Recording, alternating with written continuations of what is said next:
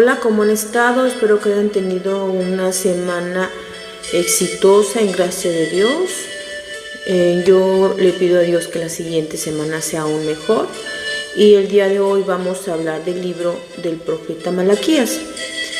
Malaquías es el último profeta del Antiguo Testamento y su nombre significa mensajero, de tal manera que el libro de Malaquías hace honor a su nombre porque se refiere a los mensajes que Dios da a determinadas personas. Por ejemplo, vamos a ver el mensaje número 1 a los que se encuentran alejados de Dios o que a veces se preguntan ¿dónde está Dios? ¿Por qué permite que pasen cosas malas? ¿Por qué permite que a los buenos les vaya mal y a los malos les vaya bien? El otro tema a tratar es un mensaje a los sacerdotes.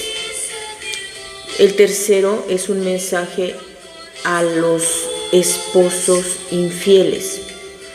El cuarto destaca los que no están escritos en el libro de la vida y que Dios va a testificar en su contra. El quinto mensaje es un consejo financiero de abundancia.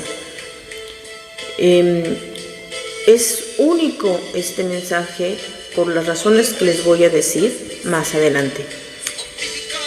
El sexto mensaje es la promesa del Mesías y vamos a concluir con una parábola que los va a hacer reflexionar por mucho tiempo. Así que comenzamos. En relación con el primer punto,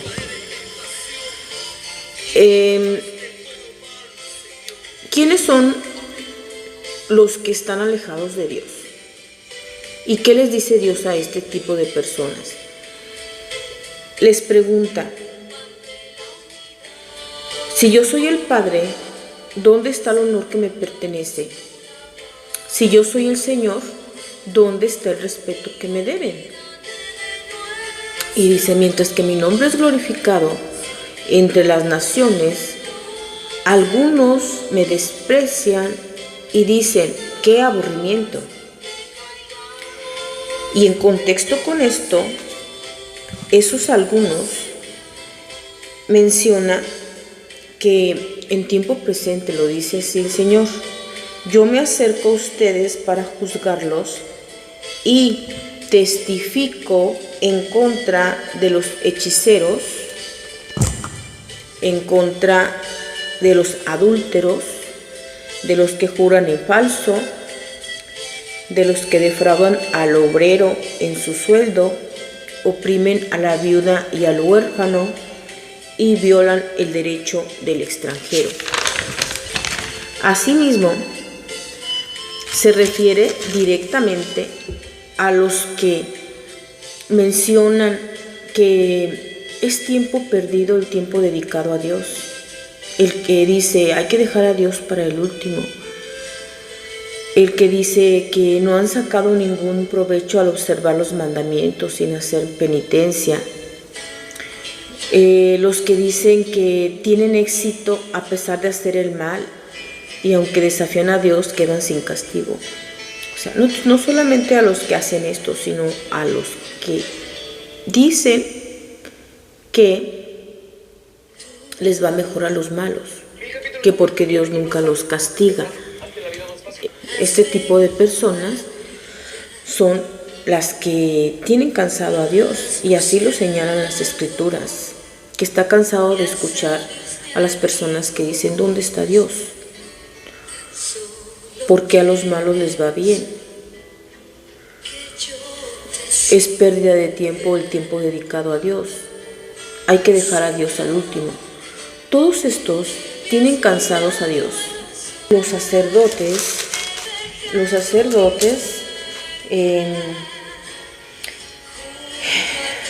no se están comportando como Dios manda.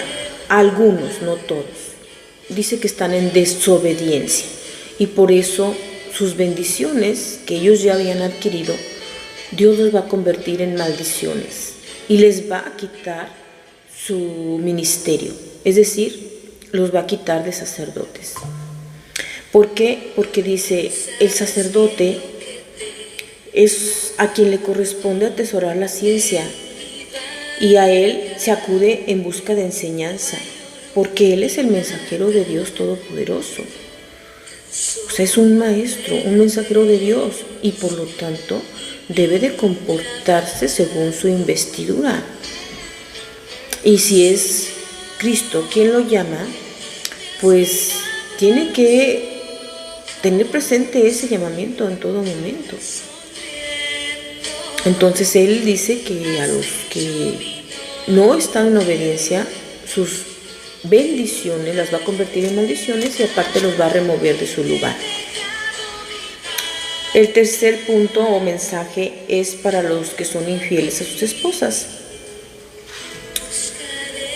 Dice que aunque esta conducta la cometan a escondidas, el Señor es testigo de que han sido infiel a la esposa de su juventud, aunque ella era su compañera a quien prometieron fidelidad.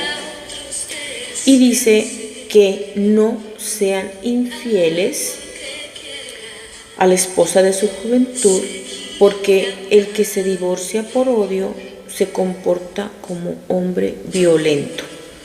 Así es de que a Dios no le gusta el divorcio.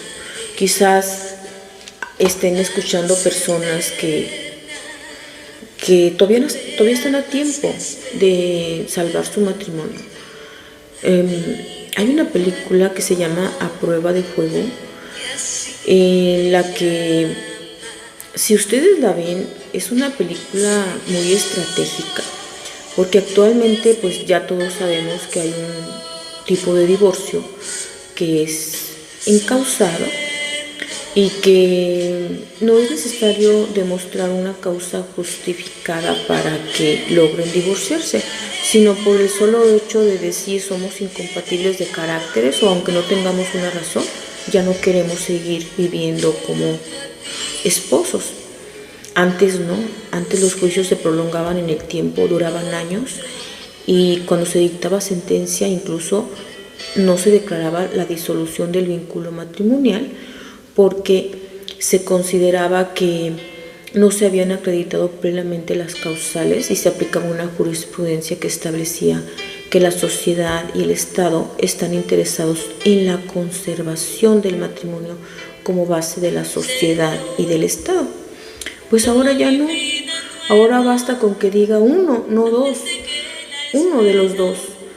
Yo quiero divorciarme y es suficiente para que en un mes, máximo 2, si están en el mismo lugar, o un poquito más si es que se diligencia por exhorto, para que se logre esa disolución del vínculo matrimonial. Pues quiero que sepan que aquí Dios menciona que no le gusta el divorcio. Así es que los que todavía están a tiempo de no divorciarse, luchen por su matrimonio. Esta película se la recomiendo. Desafortunadamente no está gratuita ahorita en YouTube. Sí estuvo un tiempo, yo la compartí. Ojalá que la vuelvan voy a solicitar que la vuelvan a exponer gratuita, y se las voy a compartir si lo logro, para que la puedan ver. Si es posible la voy a dejar aquí, y si no la puedo dejar completa, al menos algunos fragmentos. Porque, ¿qué creen? Que a mí me hubiera gustado mucho haberla visto antes. A mí me la compartieron tarde. Pero si yo nada más les voy a dejar una reflexión. Si su vehículo no funciona un día, ¿lo van a tirar o deshacerse de él? ¿Verdad que por su vehículo lo llevan al taller? Procura mantenerlo limpio por fuera y por dentro. Están pensando qué ponerle, si esta calcamonía, si lo pinto de otro color, si le doy mantenimiento, si lo llevo al servicio, etcétera. Pues con mayor razón podemos hacer eso por una persona. Y de eso se trata el mensaje de esta película de A Prueba de Fuego, en la que una pareja de matrimonio se iban a divorciar, pues por diferentes motivos. Él le daba prioridad a programas indebidos en la computadora, y ella pues estaba como enamorándose de otra persona. Entonces los padres de él, no se las voy a contar completa, nada más les voy a decir que le prestó un libro a su hijo para que hiciera un ritual en 40 días para salvar su matrimonio. Cada día un detalle pequeño que estaba a su alcance. Y créanme que eso fue lo que salvó ese matrimonio. Y otra cosa que también deben de pensar, incluso yo tengo planes de escribir un libro, un ebook, hablando de este tema, porque me parece muy importante lo que Dios dice. A él no le gusta el divorcio. Y pues es un tema muy, muy interesante. Pues, entre otras cosas, la persona que lo lee, cuando ve que le da resultado, le agradece a su papá y le dice que pues muchas gracias y que lo admira mucho por haberlo puesto en práctica. Pero el papá le contesta: no fui yo quien lo puso en práctica, fue tu mamá. Entonces, pues con mucho gusto se los voy a compartir, porque es importante que la gente sepa que Dios no aprueba el divorcio y que los primeros perjudicados de un divorcio son los hijos. Si nosotros defendemos a nuestros hijos de cualquier agresión que les pueda hacer otro niño, o un desaire que le pueda hacer su primo o su tío, con mayor razón vamos a defender que tengan siempre la figura paterna. Claro, siempre y cuando que esa figura paterna sea un baluarte, un ejemplo, un padre amoroso, un padre bueno. Porque también hay casos en que pues el malo es malo. El diablo se mete en las personas y en esos supuestos es mejor guardar distancia. Entonces, pero en términos generales, a Dios no le gusta el divorcio. Entonces, si a alguien le importa a Dios, trate de salvar su matrimonio con estas ideas, pero geniales, que les voy a compartir. Porque yo sé que muchos incluso se han divorciado enamorados de su esposo o de su esposa. Y por orgullo, por falta de experiencia, cometieron el error de divorciarse sin luchar por su matrimonio como deberían. Así como invierten mucho en su carro para que esté funcionando bien, pues así igualmente se tiene que invertir en poner en práctica todo lo que esté a su alcance para salvar un matrimonio, pensando en ustedes y pensando en los hijos, que son los más importantes, porque ya sus decisiones, buenas o malas, no les afecta a ustedes como personas, sino a sus hijos, a los hijos de sus hijos, de generación en generación, y dicho sea de paso, también a los padres, porque a veces los padres vienen siendo los que pagan los platos rotos de los errores de los hijos. ¿Por qué? Pues porque son las únicas personas con las que se cuenta para pedirles ayuda cuando le va mal. Normalmente en un fracaso matrimonial, pues se necesita de todo. Se necesita apoyo para que le ayuden a cuidar los hijos, se necesita apoyo para el duelo, se necesita apoyo monetario. Entonces, un divorcio tiene efectos colaterales, afecta de manera ascendente y descendente. Por eso es necesario tratar de salvarlo antes que todo, principalmente porque es eso lo que Dios quiere. El mensaje número 4. Les había dicho que ya tienen cansado al Señor las personas que se cuestionan injustificadamente. O sea, cuestionan a Dios sin antes conocer su palabra y ponerla en práctica. Y no se vale. Más aún que, ¿cómo vamos a cuestionar a Dios sin conocerlo? Si nosotros podemos equivocarnos, tengan por seguro que Dios nunca se equivoca. Entonces Él va a testificar con los que ya lo tienen cansado. ¿Y quiénes son los que lo tienen cansado? Dice Dios, yo me acerco a ustedes para juzgarlos y testifico en contra de los hechiceros, adúlteros, los que juran en falso, los que defraudan al obrero en su sueldo, los que oprimen a la viuda y al huérfano, los que violan el derecho del extranjero. ¿Y cuáles son los que específicamente los tiene cansados? Aquellos que dicen que es tiempo perdido servir a Dios. Los que dicen que no han sacado ningún provecho de observar los mandamientos de Dios y de hacer penitencia. Los que arrogantes que dicen que los malos tienen éxito a pesar de portarse mal. Y que los malos, aun cuando desafían a Dios, quedan sin castigo. Y los que se preguntan, ¿dónde está Dios? Cuando pasan las injusticias, cuando pasan las catástrofes, cuando se caen los aviones, cuando hay inundaciones. O sea, todas esas preguntas ya tienen cansado a Dios. Y Él, en este libro de Malaquías, les da respuesta.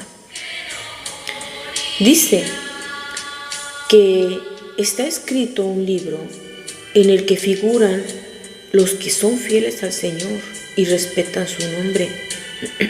Y a estos se les dará el don de ver la diferencia entre el justo y el malvado. Y ellos son los que van a ser los acreedores a conocer el porqué de todas estas cosas. Dice que los arrogantes y los malvados no serán entonces más de que paja, porque Dios no dejará de ellos ni rama ni raíz. Así es de que si tú ahorita no estás viendo claro el final o el desenlace de los malos, de los que practican la injusticia, de los que cometen falsos testimonios, lo vas a ver. Vas a ver dónde van a parar todo este tipo de personas. Entonces, si ahorita no lo ves, no significa que Dios esté de brazos cruzados o que vaya a dejar pasar todas esas cosas. Y conste que no es Dios el que castiga. Somos nosotros los que con nuestros actos o nuestras abstenciones, con nuestras palabras, acarreamos los castigos, porque actualmente nos regimos por el Nuevo Testamento y Dios es un Dios de amor, un Dios de perdón. Pero si nosotros lo ignoramos, no tomamos en cuenta su palabra, si Él nos da 7 días a la semana, nosotros no le regalamos ni 1 hora al día, pues ¿cómo vamos a conocerlo? Entonces ese es el mensaje que les da a estas personas, porque dice que ya lo tienen cansado. Ese sería el 4 y el 5. Manda un mensaje a los que aspiran vivir en la riqueza y en la abundancia. Este mensaje es el único pasaje bíblico. Es el único pasaje bíblico en el que Dios nos dice, pónganme a prueba. Ya habíamos escuchado otro pasaje bíblico donde decía que pongan a prueba y verán qué bueno es el Señor. Pero lo está diciendo un profeta. Y en este caso Dios está hablando en primera persona.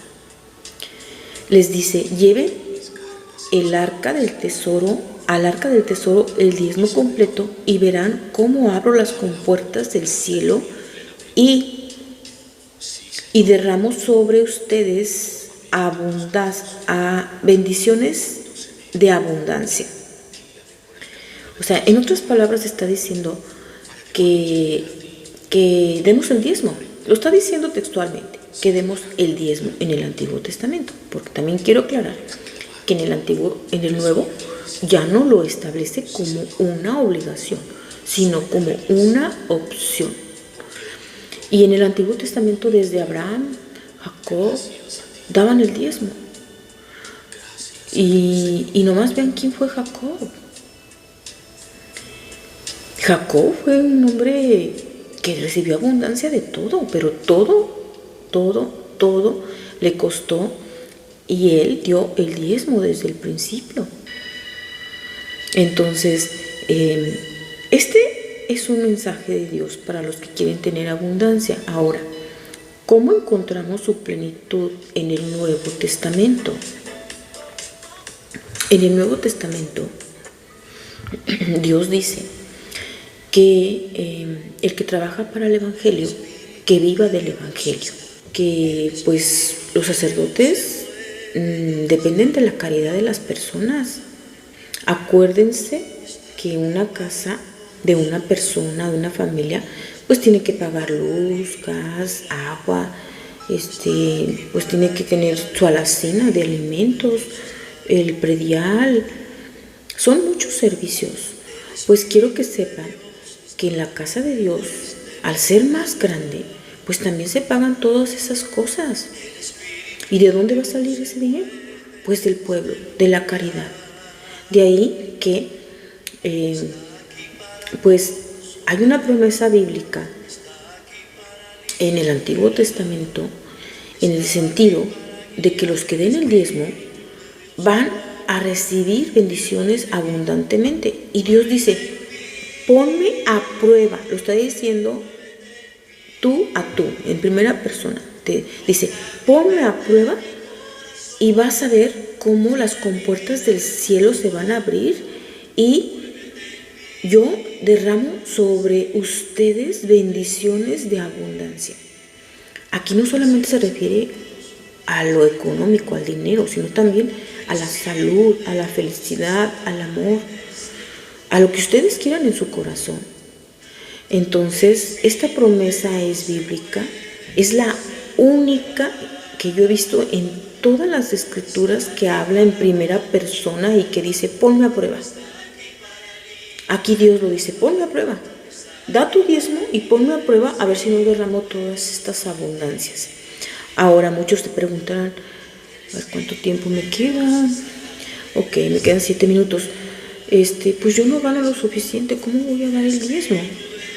Mire, el diezmo no es el 10% de lo que tú ganas, es el 10% de tus ganancias. O sea, tú ganas una cantidad de dinero, haces tus cuentas de lo que vas a gastar. Lo que te quede libre, de eso das el 10%. Porque yo antes pensaba, el 10% de lo que gano es esta cantidad. Y cuando fui a la iglesia, ahí me dice el sacerdote, no es el 10%, es un día de salario. O sea, como bajándole para que la gente se anime y no se le haga tanto, ¿verdad? Pero la realidad es que el 10% es el 10%. O sea, no es un día de salario. Un día de salario es una cantidad incluso menor. El 10% de todo lo que ganas es otra cantidad. Pero ¿qué creen? Que no es ni una ni la otra. Es el 10% de tus ganancias. ¿Sí? Porque tampoco Dios te va a obligar a algo que no puedes hacer. Por ejemplo, si vendes una casa y la casa pues te costó casi igual que la vendiste y nomás le ganaste, por decir un ejemplo, $1,000,000, entonces el 10% de ese millón sería el diezmo, pero de tu ganancia. ¿Sí me explico? Entonces, otras personas pueden decir, bueno, yo no estoy trabajando, ¿cuál diezmo puedo dar? O yo apenas soy un niño, como decía Jeremías, ¿verdad? ¿Cómo puedo dar mi diezmo? Entonces, con servicios.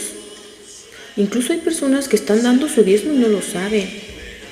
¿Quiénes son esas personas? Los que se dedican al coro de la iglesia, los que son ministros de la Sagrada Comunión, las catequistas, porque su tiempo es oro también, y más si lo dedican a la viña del Señor. Entonces también con servicio se puede dar diezmo. Los que se ofrecen voluntariamente a pintar el templo de la casa de Dios, o a darle mantenimiento en algo que ustedes observen que le está haciendo falta, ese también es el diezmo. Así es que no se preocupen para los que piensan que a los que quieren pues dar el diezmo y no pueden, porque esa es otra forma de dar el diezmo, y es de lo que son sus ganancias, no de todo lo que ustedes reciben.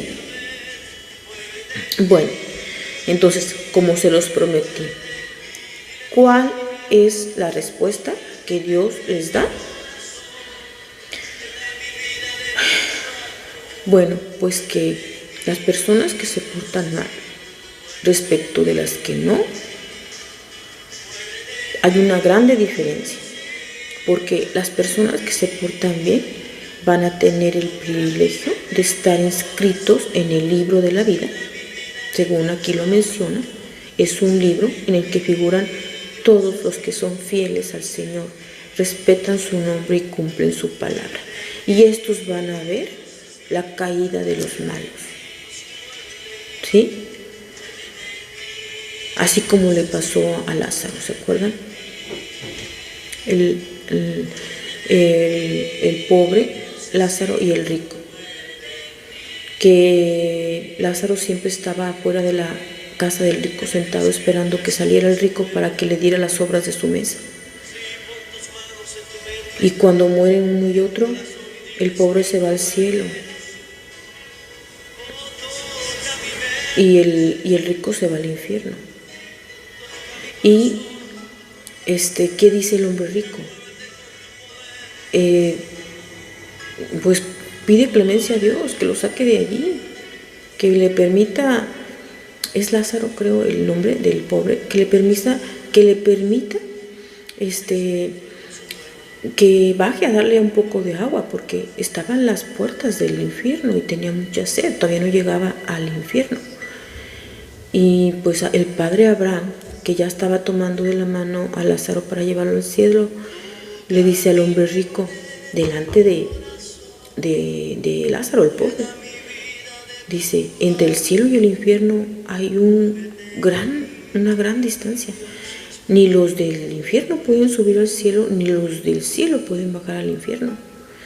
Tú durante tu vida tuviste muchos bienes y nunca los compartiste, ni los pusiste al servicio de la sociedad. Ahora es a Lázaro al que le toca vivir en la abundancia. Y nunca salió de allí el rico. Porque si Dios te da los bienes, es para que los pongas al servicio de la comunidad. Y no todos, como dice aquí, tu diezmo. Si puedes hacerlo más, pues qué bueno. Pero aquí nada más te habla del diezmo. Y si bien es verdad, en el Nuevo Testamento no te obliga, pues hay cosas que por sentido común se entienden. Si en un pasaje bíblico dice que el que trabaja para el Evangelio, que viva del Evangelio, pues ¿cómo quieres tú que viva del Evangelio si tú te beneficias de una misa o de un pastor y no lo apoyas? ¿Sí me explico?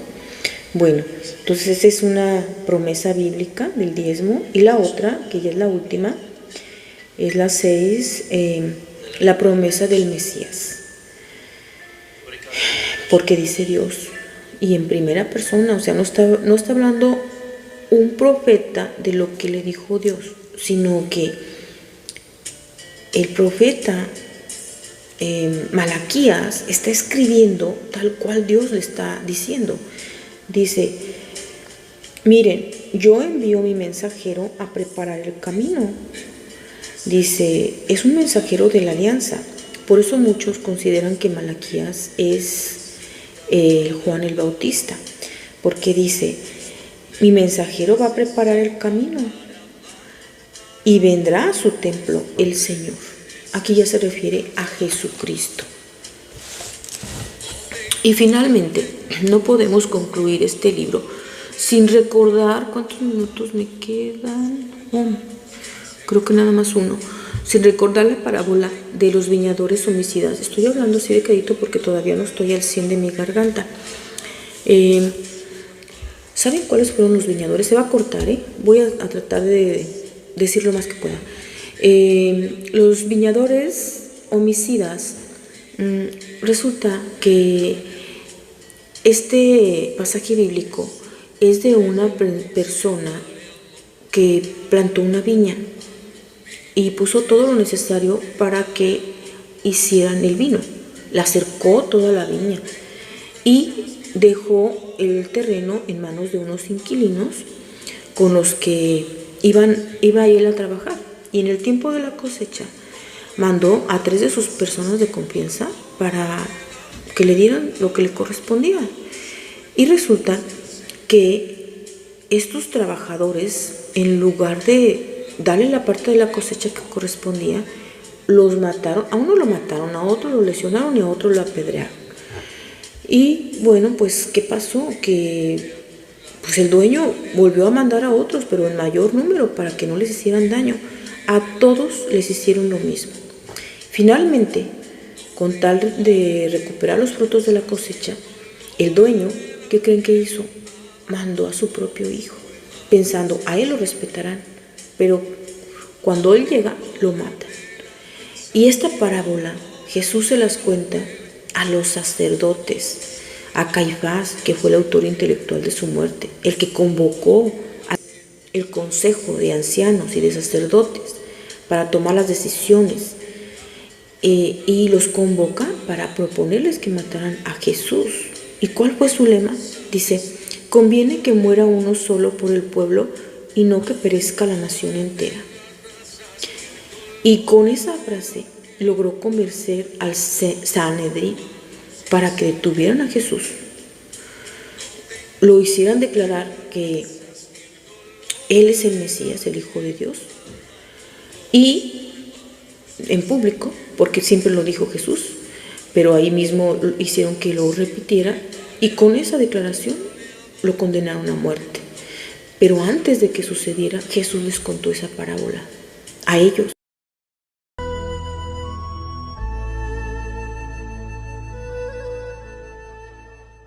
Una vez un hombre plantó un viñedo, lo alquiló a unos labradores y emprendió un largo viaje.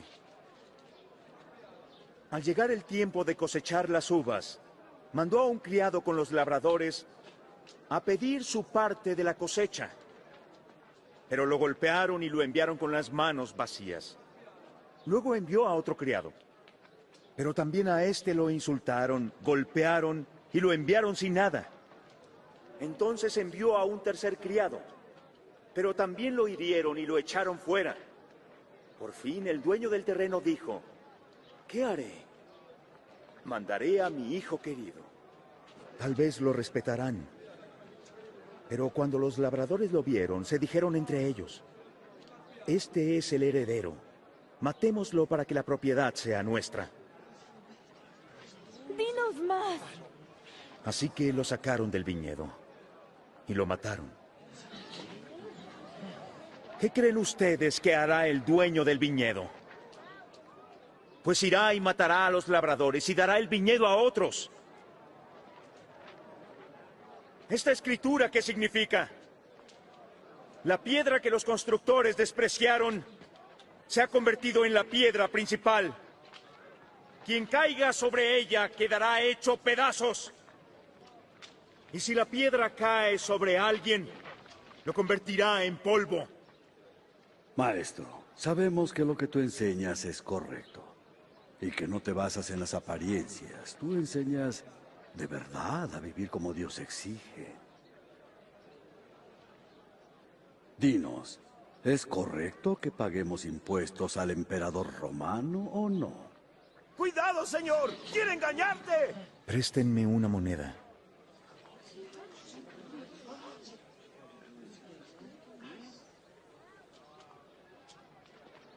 ¿De quién es la cara que está en esta moneda? ¡César! Pues den al César lo que es del César, y a Dios lo que es de Dios.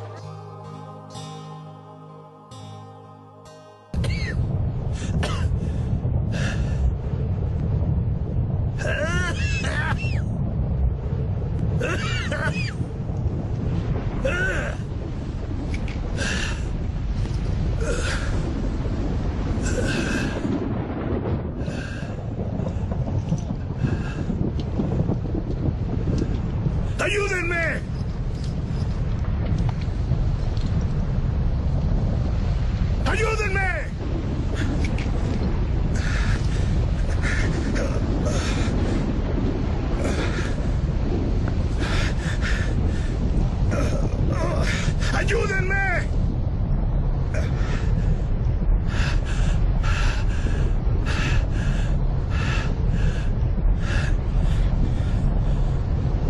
¡Ayúdenme! ¡Ayúdenme! En lugar de amar a Dios, los fariseos que amaban el dinero escuchaban las enseñanzas de Jesús y se burlaban. Él les respondió contando esta historia. El hombre rico y Lázaro. Un año antes.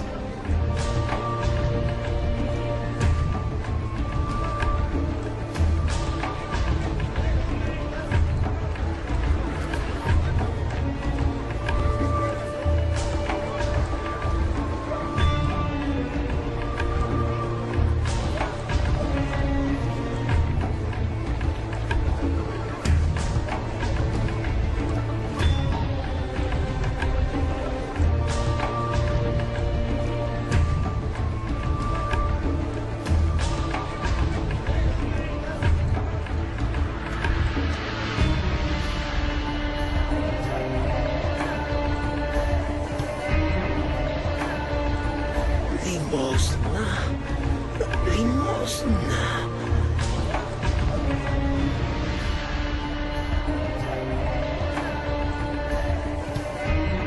Limosna. ¿Cómo te atreves a tocarme? ¿Quieres que sea una plaga también? No debería permitirte rogar en mi puerta. Perdóname, señor, perdona. No he comido en varios días y me preguntaba si me podrías dar las migajas que caen de tu mesa. Migajas que caen de mi mesa. ¿Qué comerán los perros? Tengo negocios que atender. Quema esto. Está infectado.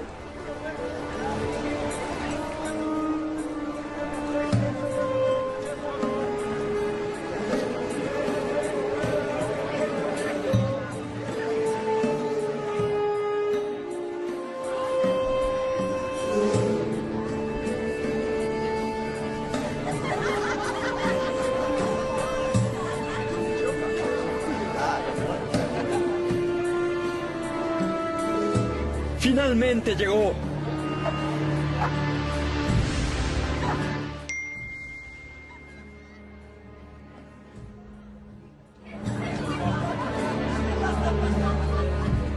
Mi hermano preferido. ¿Qué quieres de mí ahora? Nada. Ya me di cuenta.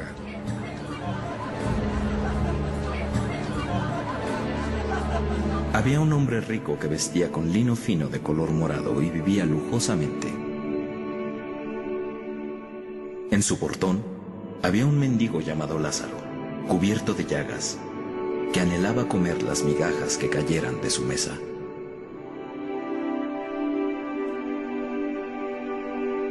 Incluso los perros venían y lamían sus llagas.